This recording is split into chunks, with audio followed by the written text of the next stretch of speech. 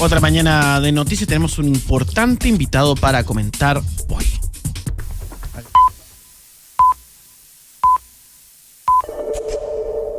La máquina de café está encendida. Este es el primer podcast del día. El Café Lungo de www.copano.news en La Clave 92.9.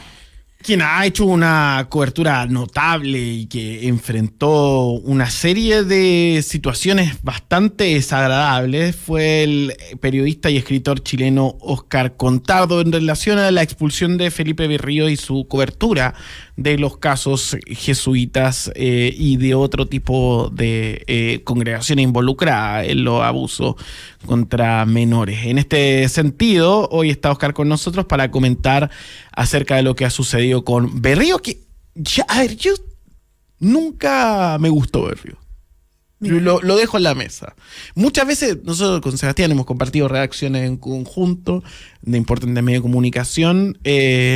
Nos sorprendía la amabilidad que tenían muchos periodistas importantes, y su tendencia a compadecerse desde el ir a un lugar a vivir como un ejemplo, que yo creo que es la base de lo que tiene que hacer un cura si se quiere dedicar a misionar, hasta otro tipo de expresiones. Óscar está con nosotros. Buenos días, Óscar.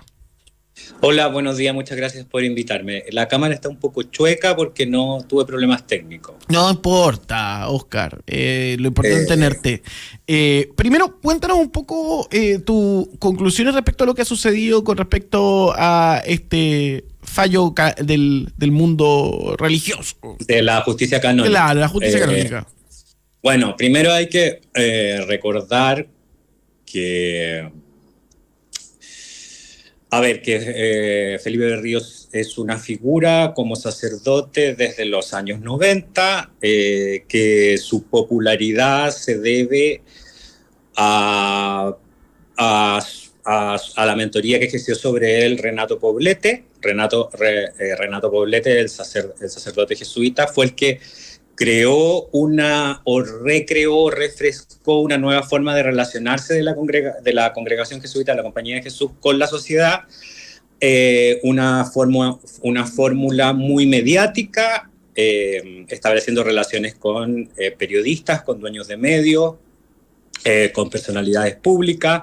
Eso se cristalizó, por ejemplo, en esa renovación que tuvo el Hogar de Cristo, como una gestión ya más empresarial y más abierta a los medios de comunicación, y en eventos como las cenas de pan y vino, que eran un punto en donde se congregaban empresarios, personalidades públicas, artistas, y donde Renato Poblete estaba en el medio.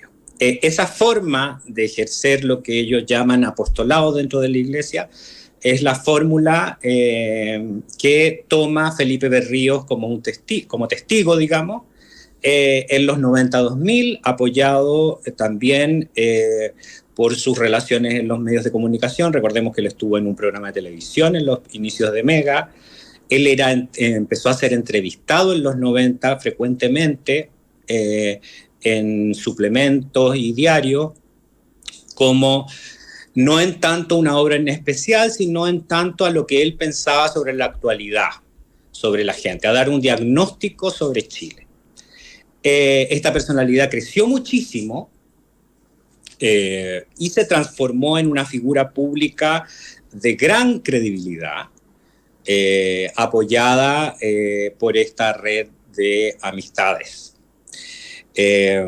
Ahí en la amistad se establecía también una relación de mucha intimidad, la relación que se puede establecer con un sacerdote con el que la gente se confiesa. Claro. O sea, tú has reporteado mucho el tema. El tipo tenía un modo operandi común. Entonces, esta es la figura. Así nace la figura, y esa figura en un momento casi es capellán de la Moneda en el segundo gobierno Bachelet, y casi asume una responsabilidad en el Ministerio de la Vivienda en este gobierno. Iba a tomar el cargo que actualmente tiene o tuvo la tía de Miguel Crispi, Verónica Serrano Crispi, que era el cargo que tenía que habilitar los dineros para Democracia Viva. Y finalmente no lo toma porque la ministra de la Mujer y Equidad de Género, Antonio Orellana, le alerta al gobierno. Y hay un episodio de Tolerancia Cero donde que es muy interesante. Sepa mucho por eso, Oscar. Sí, ¿por qué? ¿Por qué alerta al gobierno la ministra Orellana? Porque primero se iba a nombrar a un sacerdote. Los sacerdotes, y en particular en lo que concierne a la Compañía de Jesús, le deben obediencia a su superior provincial. Entonces iban a disponer una persona que le debe obediencia a otra autoridad, además de la autoridad civil. 1. Y 2, perteneciente a una institución, y en particular a una organización como la Compañía de Jesús, que tenía muchos temas pendientes en relación a denuncias de casos de abuso y muchos temas pendientes en torno a la justicia sobre esos casos y denuncias de abuso y a la verdad sobre lo que ocurrió. En un gobierno que asume su compromiso con el feminismo, eso era impresentable. Y claro, cuando la ministra Orellana le pide que esto se deje sin efecto, recibe los ataques, porque fueron ataques, de muchas personalidades, de muchos periodistas, de mucha gente, durante mucho tiempo, una crítica sostenida, que evidentemente estaba dirigida a sacarla del gabinete. Ese es el poder del entorno de Felipe Berríos y el poder que logró la figura de Felipe Berríos en todos estos años. Y ese entorno y ese poder que puede llegar a poner en duda un nombramiento presidencial. Y aquí me parece que es interesante hablarlo contigo porque conoces el ambiente periodístico. ¿En qué está basado? ¿Berríos le sabe cosas a gente? No es que le sepa cosas, es que se establece a través... Eso es lo complicado de la relación con un sacerdote, una persona católica, una persona creyente con un sacerdote, y es parte de la estructura del abuso. Bajo porque la confesión se genera ese... Claro, a través de la confesión, exacto. Claro, poniéndolo así, tú le sabes cosas, pero en el sentido de... compartes una vida y en esa persona, en el sacerdote, depositas una intimidad. Claro. Y eso significa un gancho muy fuerte para las personas. No quiero decir que esto sea un condicionamiento explícito, sino que se da simplemente un vínculo que es demasiado potente, que es asimilable al que establece un psicoanalista con su analizado. Claro, porque es más allá que la amistad, es un guía espiritual al final. Claro, entonces entre comillas es una especie de transferencia, como se dice técnicamente en el psicoanálisis. Entonces, así se entienden este tipo de relaciones que extendidas, digamos, en un círculos muy poderosos, porque... A ver, Felipe Berríos es cierto, vive en una población donde de pobreza, su trabajo lo ha establecido ahí, pero sus relaciones personales son en un ámbito de mucha gente muy poderosa, empresarios, políticos, personalidades públicas, etcétera.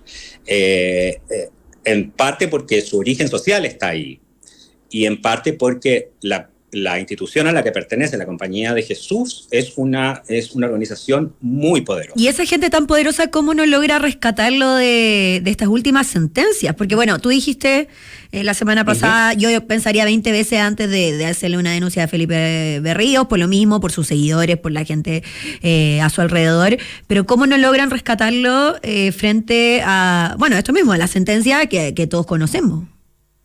Aquí lo que pasó fue... es una señal muy potente y se pueden analizar de muchas maneras. Una de las maneras es el poder que Felipe Berríos tenía en la Compañía de Jesús era muy grande. Era muy grande y era comparable al poder de otro sacerdote que fue acusado de abuso y que en algún momento era uno de los más importantes, fue Eugenio Valenzuela, y el poder que tuvo el mismo Renato Poblete, quien murió, digamos, en la impunidad total. Todo lo que supimos de Renato Poblete lo supimos después de su muerte. Sí, claro.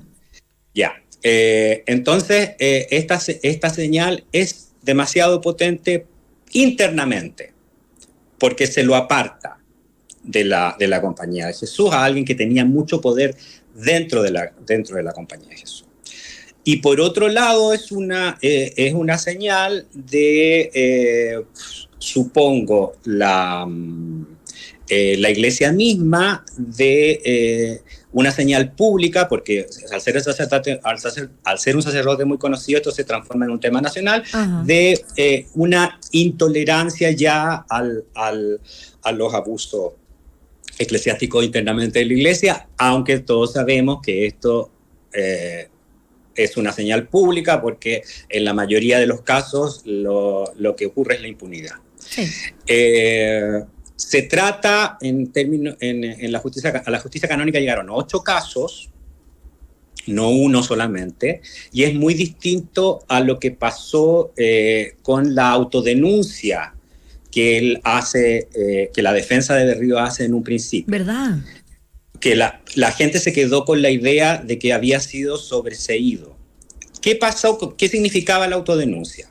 La autodenuncia era por un primer caso, que fue el que gestionó, el que llevó a la justicia canónica la Fundación para la Confianza. Ese primer caso, desde un principio, la persona que denunció dijo que no iba a acudir a los tribunales civiles ni a la fiscalía. ¿Por qué? Porque su caso estaba sobreseído y porque no se iba a exponer públicamente.